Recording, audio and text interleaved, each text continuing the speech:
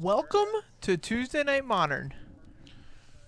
We're here in GameSwap in Mason, Ohio. My name is Taylor Gunn. I'm here with the handsome John Douglas. Looking very handsome, if I may say so myself, with my like 8 pounds of hair. Listen, I will literally cut your hair whenever you want me to. Let's go right now. You got a pair of scissors? They might have some behind the counter. Oh man, that would be a challenge. I haven't done that one yet.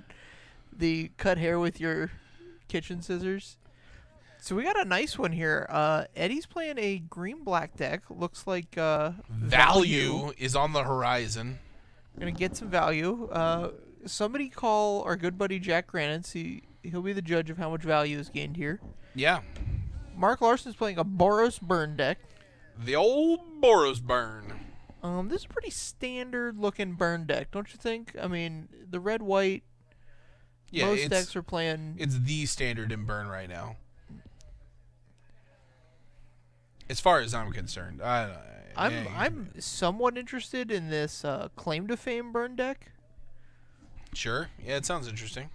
No, I haven't gotten Raminap Red out of my system yet, though, so I won't have a chance to play it because I'm obsessed with Standard right now. You were a little late today. Did you go home and take a Raminap? No, I did not go home and have a Raminap. Turn 1 Inspiring Vantage for Larson is met with Swamp Inquisition from Eddie. Here we go. He's got the Shrine. Oh, and he leaves Shrine in. That's going to be a mistake unless he's got an aggressive clock here. Because this Shrine can get out of hand very quickly. So when you're looking at discarding against the burn deck, you have to do the math on how much each card is worth. So the Boros Charm is obviously worth 4 damage. Right. So he's guessed that this Shrine will be worth less than 4 damage. He's probably guessed wrong. He's wrong. Yeah, I mean, he might have an Abrupt Decay. There's some other... Right. There's some other things to take into consideration as I concur. There's other things here. Other things. But yeah, Shrine of Burning Rage is a card that's really late to the party. This card's existed for a large chunk of the modern format. I think all of it. Taking the Goblin Guide on the Second Inquisition.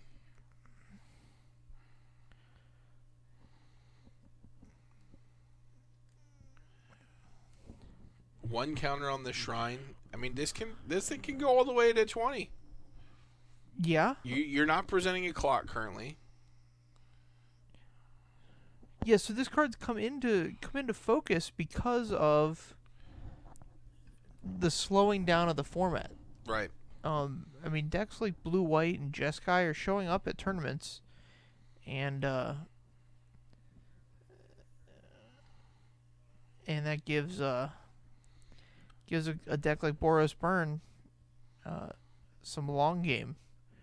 Whereas, like, if they empty their hand, which is very possible against Jeskai, right, that they empty their hand, they've only done them, 9 to 11 damage, somewhere in that range. Mm-hmm. And so he's down to 14 already. But the longer you sit here with this Shrine of Burning Rage and play the down to 13.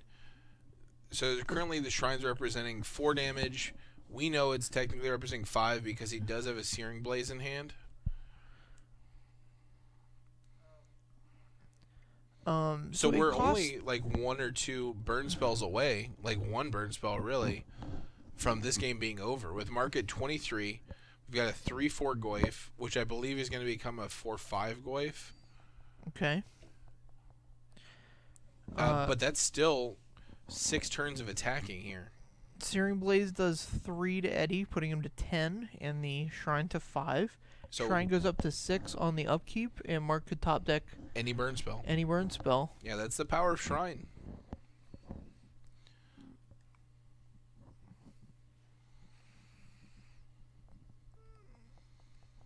Here's the trigger on the stack. Mark lets the clue resolve. Well, there's no point in not letting the clue resolve. Right. Concur.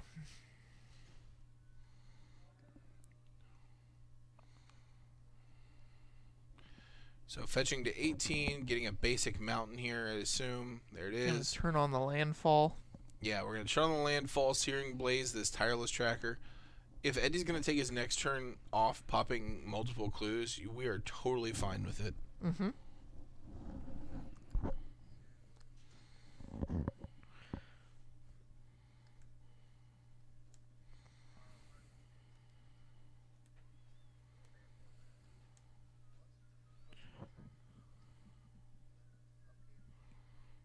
No. Upkeep puts it at 6.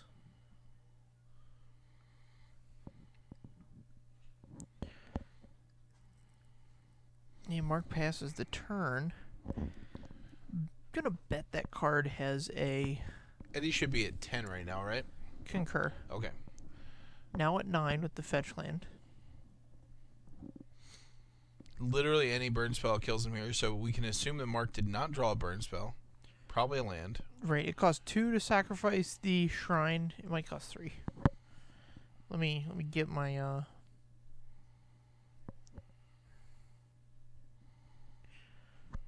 It's three mana to sacrifice the shrine. So Mark could have drawn a burn spell and just not had enough to cast it and sacrifice the shrine.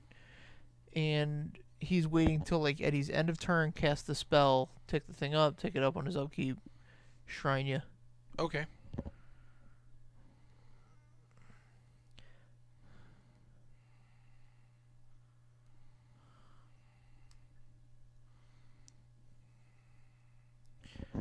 Okay.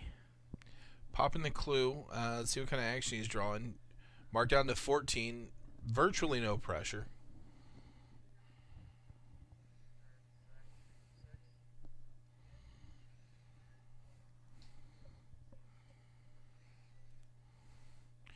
Yep, and so what Mark did there is he actually played around Abrupt Decay. Abrupt Decay by not casting the spell. If you shrine him first, then Abrupt Decay is obviously useless. But if you spell him, there's a chance there for him to use the Abrupt Decay to get the shrine out of the way, right? Without you being able to activate back. So good sequencing from the Larson. Great sequencing from Mark. He was able to successfully add 6 and 3 as well to get 9. A strong combination. Yes. Adding well. Yeah, adding well and sequencing well. Get this guy a burn deck. Right. So what do you want to see from Eddie here out of the sideboard? It's just green-black, which kind of limits what you can put in the board. So he definitely wants to trim down his more expensive spells. If he has a Kalitas or a some green decks will play a Obstinate Baloth. Mm-hmm. That card's very good. I would take out Thoughtseizes, increase my number of Lilianas. Okay.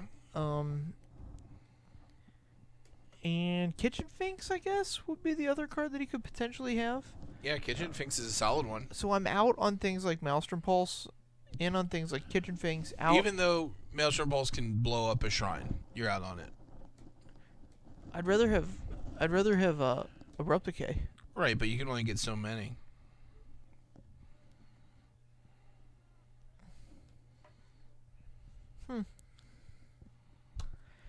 Yeah, I don't know. I mean, I guess I'll leave it. I don't know what's exactly in his list. Right. I'm out on things that cost more, like 4 plus. If they don't gain me life, I'm not interested. That makes sense, yeah. And I'm not a big fan of Thoughtseize. Yeah, typically in these green-black decks, Thoughtseize is an easy cut. Bob is a good cut. That's usually not something that's really high priority, although it can run away with the game. In this particular build, Abrupt Decay is a little bit higher value. Normally against Burn, I would take out the Maelstrom Pulse, usually just running a singleton. But in this case, I'd probably leave it in. Like, having as many answers to a shrine is important.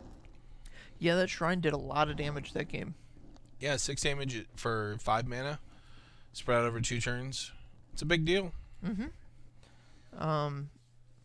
So if Eddie would have taken the shrine instead of the Boros charm, I suppose it changes Mark's sequencing as he'll have Goblin Guide in play that turn. Right. But then, so Eddie died with a Fatal Push in hand. Sure. Yes, maybe that's an additional reason you take the Shrine there, is because it's a card type that's harder for you to deal with. Yeah. Whereas the creature card type is fairly easy for you to deal with. So it looks like Eddie has multiple Scavenging Oozes, I believe I saw in hand. It can be a strong one. So the burn deck I'm really interested in is this Claim to Fame burn deck with Vexing Devils. Yeah. But you're really playing into Scavenging Ooze in a bad way. Right. That card messes you up. 3 to Eddie's Dome. Starting the burn off early and often. Do you run out of Scavenging Ooze here? You definitely don't run off a Goyf. For sure. Oh, this wow. is a great turn 2 play.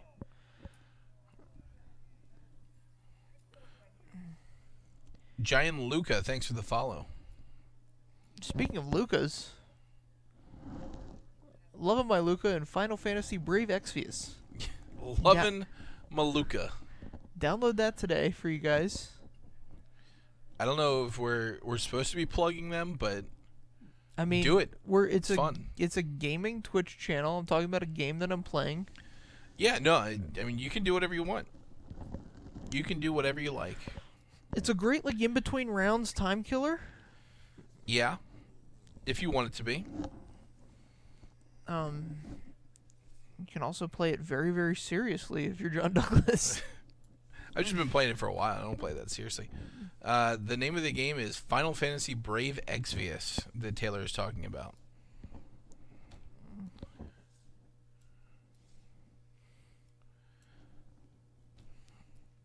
Good news, everybody. You could have thrown that in the chat. All right, so we have 2 lines of communication with our spotter. We've got one that he types to us exclusively for like things like technical things that are going on that you guys don't, that would clog the chat. But he's having a conversation with us about this where you can very easily just be like, he has the game in the chat. He just good. downloaded it. He thinks it's good. It's good. It is a good game. I will attest. I'm glad you have the game, Kupo. All right. So here is Eidolon of the Great Revels. This card's always worth at least 2 damage. I'm not. So here's the 2 damage. That's a go for the throat, right? All right. Yeah, there's a promo go for the throat coming down. How do you feel about that? I like it. He's chosen a card that there's a promo of. Yeah, he certainly has. And so that's a strong choice. It's a bit strange to see that fit into a deck. Usually when you see that, it's at the cost of a Maelstrom Pulse. I think Maelstrom Pulse is just so strong right now. Yeah, the ability to kill an artifact or enchantment is or Planeswalker. Or yeah, right, is quite good. Yeah. There's a lot of decks that are kind of leaning on enchantments. Like I think about even the Ad Nauseam deck. Mm-hmm. With Phyrexian Unlife is really important. Or if you catch their Pentad Prism, you can really shut down a deck that's on a nut draw by like turn 3. You get their Pentad Prism, tell them to go to their turn 3. This is great timing on this Scavenging Ooze. 2 mana up, we can gain some life.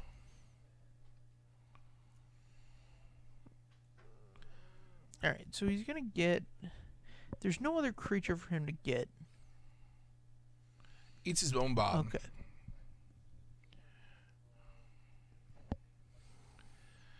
So this is good because it forces Mark to use a burn spell to kill it. So he'll go to 17. And he still gains the 2 life. Mm-hmm. That's a fine turn. Because if that Lightning Helix would have gone to the head... Oh, yeah. And so then Eddie is down 5 life. Mm-hmm. So being at 17 is a lot. Yeah, against being this burn deck. at 17 with 4 lands in play is a huge deal. Not having a clock on the board is a little disconcerting, but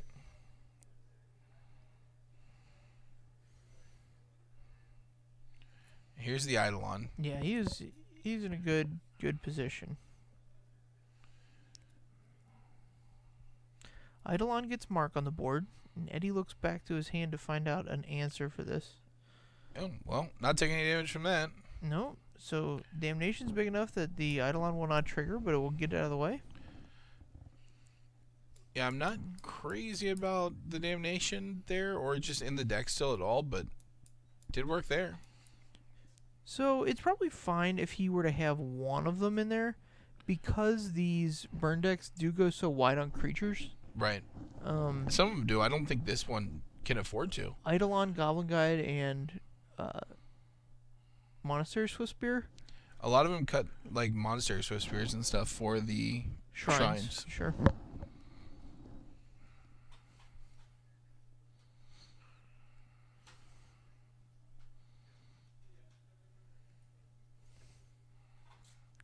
Going up to 12, every point of damage matters, but the difference between 11 and 12 is not that much.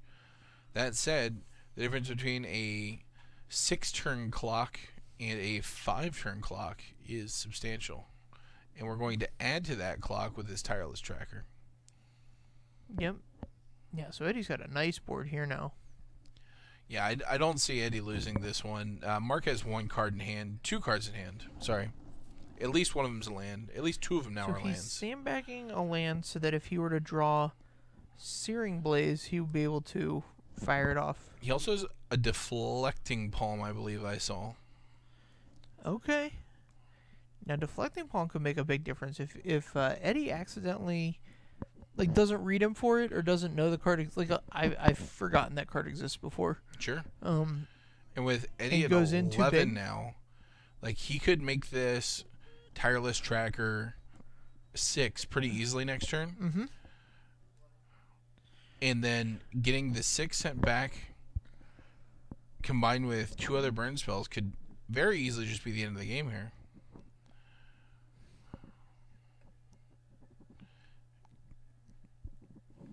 Yeah, there we go. I think I saw a Thought Season at his hand. With any luck, we won't have to look at these Theros Thoughtseizes anymore. Oh, goodness, no. Yeah, I'm very excited for Iconic Masters to come out and bring me some original art Thoughtseizes. We've really been spoiled this week. A bit too much. Too spoiled for you? Does anybody have their tinfoil hats ready? Because I've got one for you. So, about a month ago, we got to see a huge portion of the Ixalan set from a leaked sheet. Yeah, from a sheet that took a leak. That has put somebody in prison, apparently. Yeah, well, I think the guy's awaiting trial. He's in a jail cell. It would make much more sense. There's the Deflecting Palm putting Eddie to 6. But he needs 2 burn spells here, and he's only got the 1 if he draws it. And Eddie's at down to 3.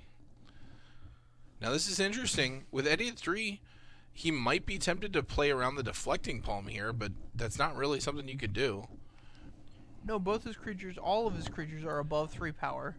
Right. So if Mark were to have the Deflecting Palm, I mean, he could technically shrink the Goyf by eating cards in graveyard. Yep.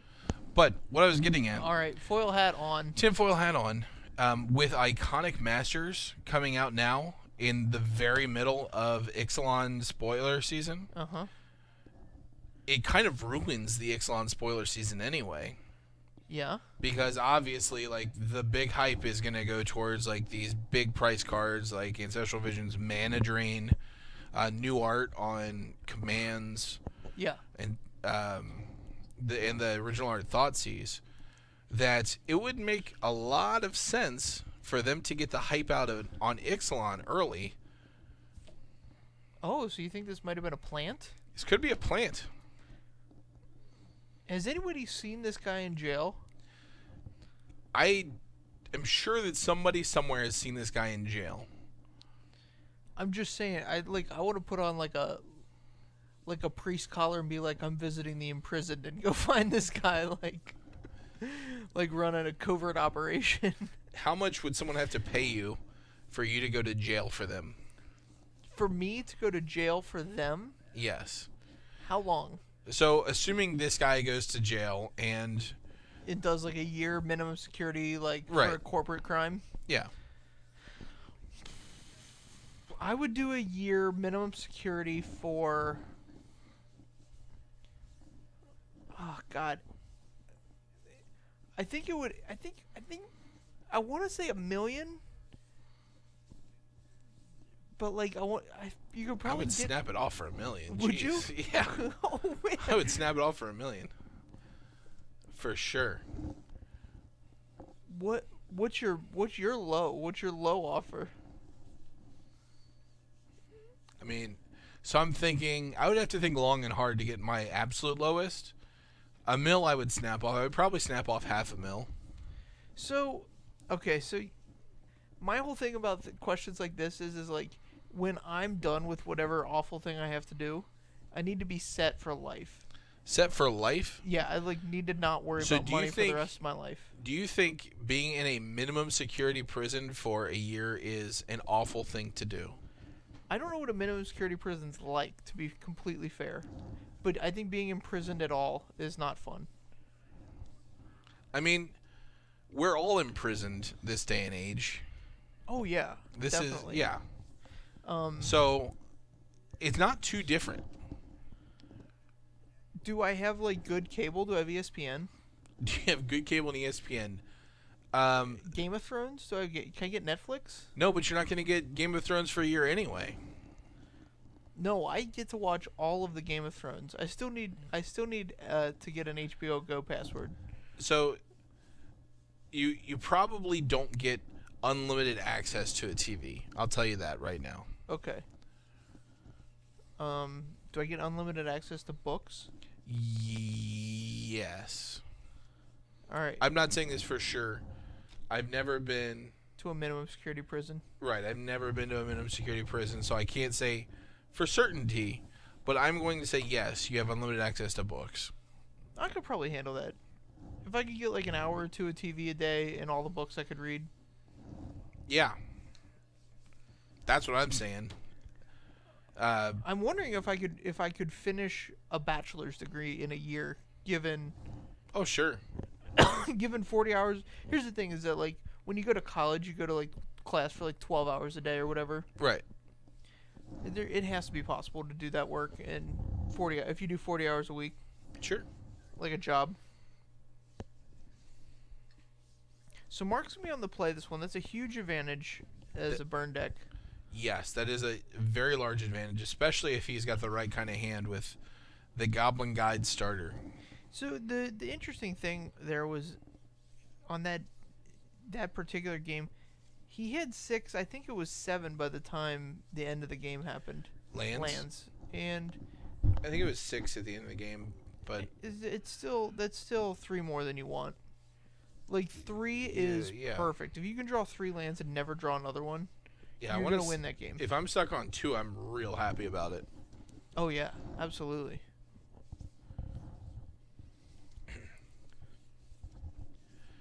So the other side of this this be an Inquisition. Go to prison question is, how much do you think Wizards benefits from, like financially benefits from Ixalan doing well versus completely flopping, as it may happen with literal no hype going into it? You don't think people are hyped for Ixalan?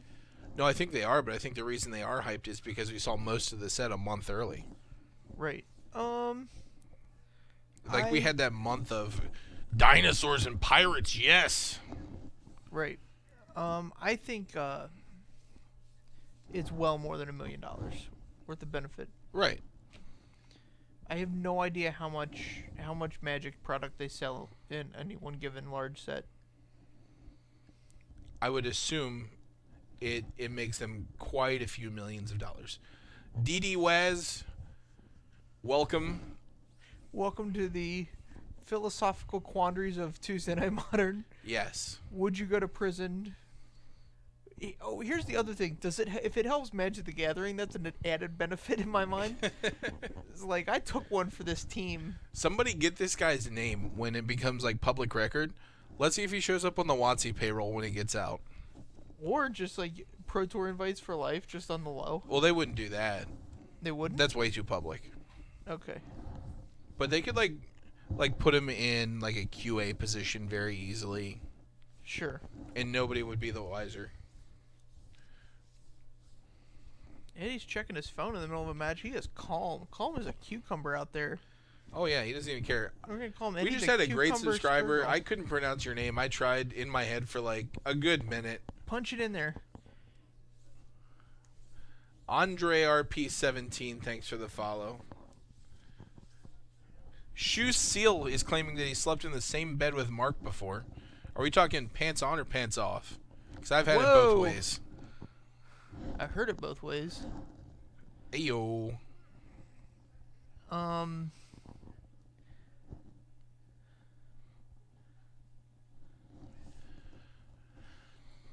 So yeah, that's some serious tinfoil hat. If they're actually pursuing legal action, there's no way that they planned it. I'm sure they considered this before. They're like, oh, HezCon's going to be great. We're going to do Iconic Masters blind at the con. Right. Like, they knew when it was happening years ago. Right. So here's the thing, though. With the guy going, like, stealing the sheet, getting caught, like, spoiling everything.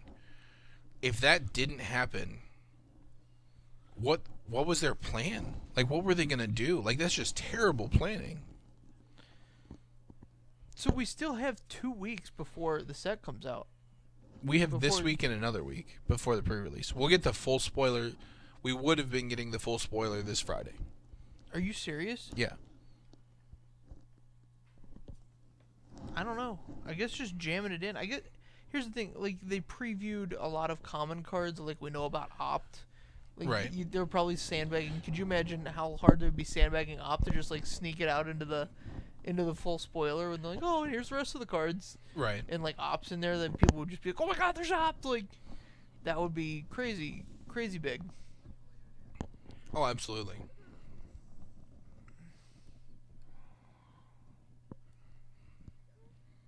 How do you feel about Liliana in this matchup?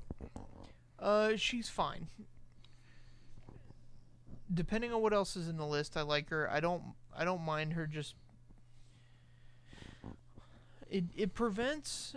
It's not preventing anything here. Let's be honest. In general, like the fact that like Liliana's just gonna go up.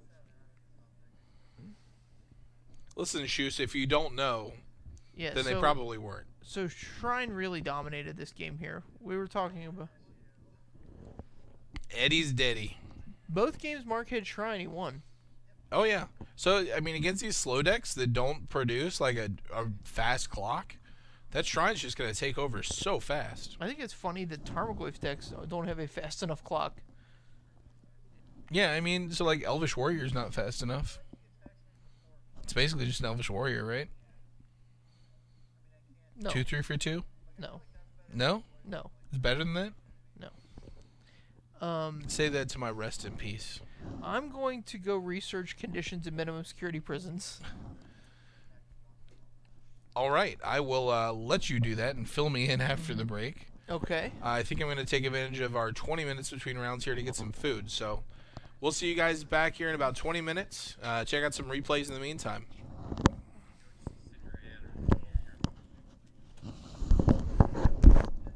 You going to get food?